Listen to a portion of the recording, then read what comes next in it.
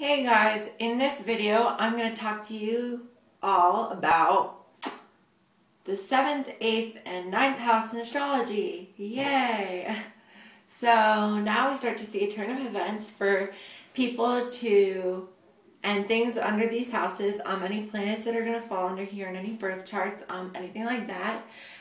It's going to be more about how it's going to affect them when they connect with other people. It's going to be more about all the things in the outside world instead of on their inner world.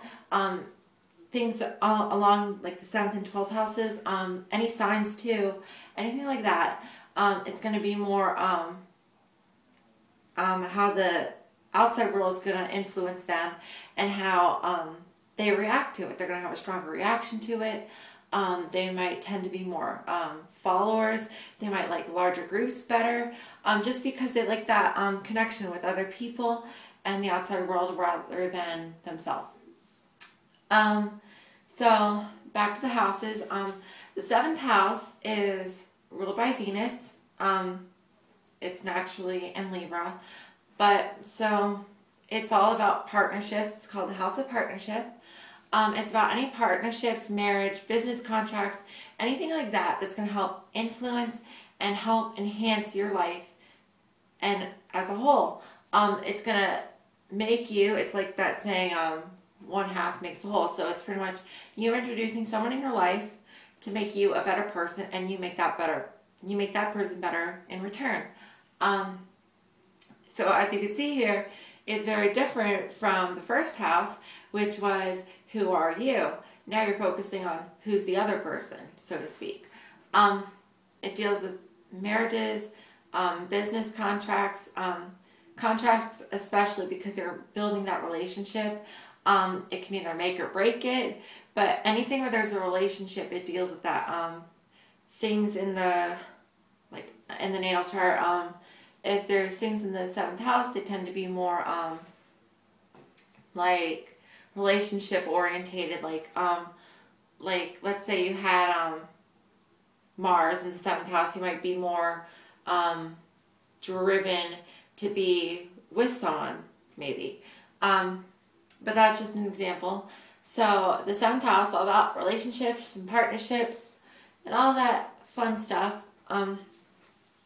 It's pretty much just two people coming together or just two forces coming together to make something. It also deals with like the negative sides, like instead of marriage, it's going to deal with divorce. It's going to like deal with the wills, anything like that.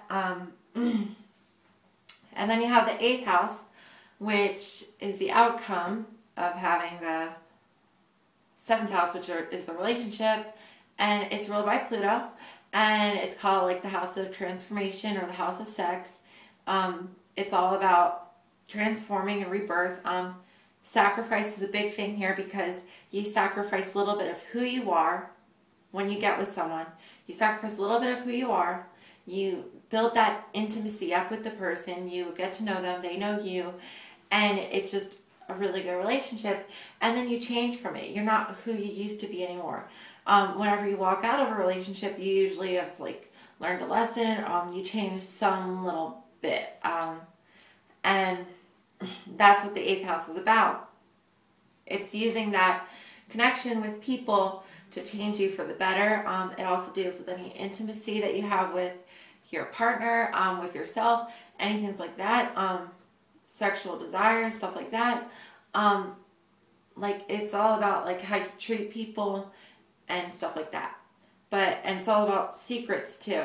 Secrets are a big thing here, and it's using that and responsibility of those secrets, which can help you grow from that like responsibility and that secrecy, I guess you could say. I don't want it to seem like an incomplete thought, but it's about secrecy, intimacy, rebirth especially.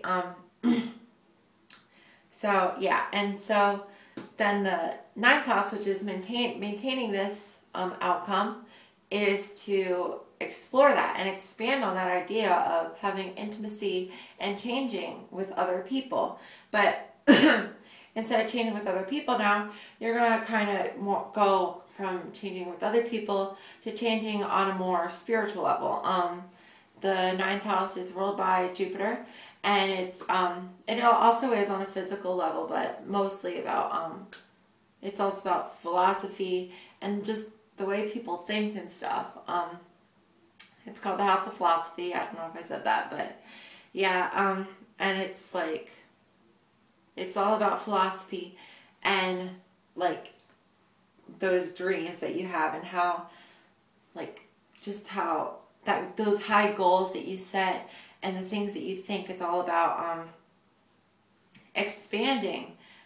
Is a big thing on this thing. Expanding ideas. Like, if you have let's say you had a boring car. So you have a boring car, it's not painted, it doesn't have anything, and then you give it super cool rims, you give it a really cool paint job. Like, that's pretty much what the ninth house is about. It's about expanding that idea and changing it into a more higher evolved level. It deals with like the writers and publicists and stuff like that. So yeah, but it's mainly about the philosophy and things, and how things actually are, and finding that truth in things. And it's almost scientific, but it's also spiritual. So that's the ninth house. Yeah. So that's all I have to say about those houses. If you have any questions, you can inbox me, you can comment. Feel free. So I hope you guys enjoyed. And bye for now.